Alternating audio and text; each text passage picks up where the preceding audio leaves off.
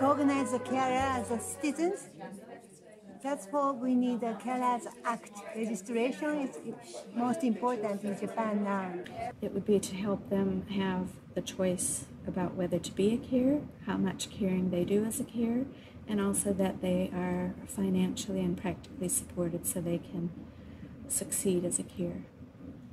Recognition of the vital role the carers are playing. To help people who are working and have to balance between work, family, and caregiving to stay at work, as too many people are leaving job because of caregiving. I think every caregiver should be assessed as to what his or her needs are, as well as being trained by the health professional and to care safely and appropriately. Would make sure that we found the way to recognise them, because I think the supports and the services would follow that we had the recognition of the extraordinary job that they do.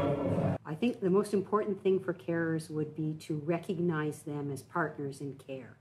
And that would include involving them from the healthcare professionals talking to them, recognizing their expertise in knowing what the patient or care recipient needs and providing them with the information they need. To ensure that the person they're caring for has support that also suits them as a carer. I think recognizing the contribution that carers make to the healthcare and long-term care systems in each of our countries. Recognition for what they do and not being taken for granted. I think carers should be more involved in the treatment of patients. A lot of carers, they felt a lack of inclusion, so they wanted to participate more. Recognize them.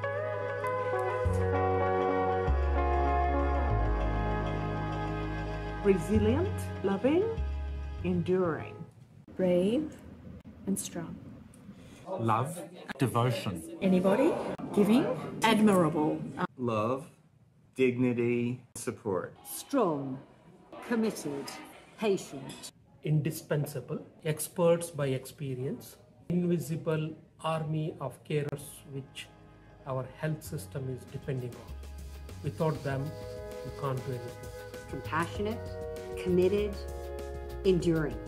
Support. Love, sensibility, and human reward. Resilience, loving, Voluntarily, compassion, love. Resilience, determination, and endurance.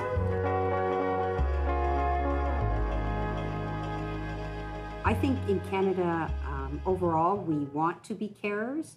I don't think that we understand how tough it is to be a carer. I think we have a choice, but we don't have a choice in how much we care. Yes, I think they mostly want to be carers and they take it as a natural part of their duty, or what you call it. And society takes also a great deal of that responsibility. It's important, but in Japan at the moment, we have no choice. You have to have money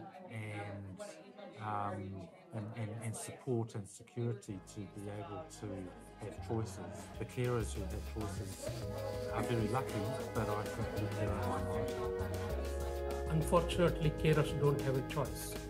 It's a combination of various things. They think that it is the woman's role and responsibility to take care of their.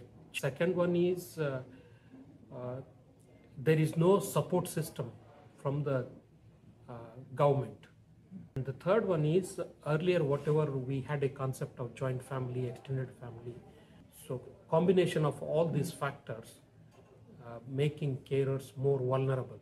I don't think most of the people can choose to be a carer, so still a lot of people are not willing to receive any helps from others because they think that it's their responsibility to be carers.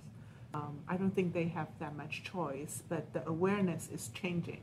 I think it falls to people, and they don't always have a choice in that. It can happen overnight to somebody.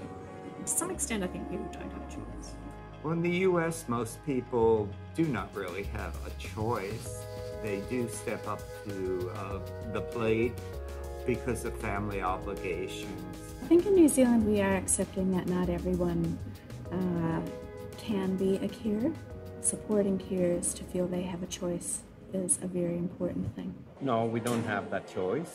We still don't have in our social culture the reliance in professionals, carers, that the family at the end will become the carer for this person who will need assistance. I think people in Australia assume the role of a carer, often without a choice, and we need to make sure that that choice is available. We've done research on choice, and about half of people say they felt they had no choice, and the other half of people said that they did have a choice. And so I think the interesting thing is not necessarily whether or not you had a choice, but making sure that either way you feel like you're well supported in order to care. No, I really don't believe people do have a choice. I think they should have a choice, and I think our legislation says they should have a choice, but we don't do it in practice. So no, people don't have a choice.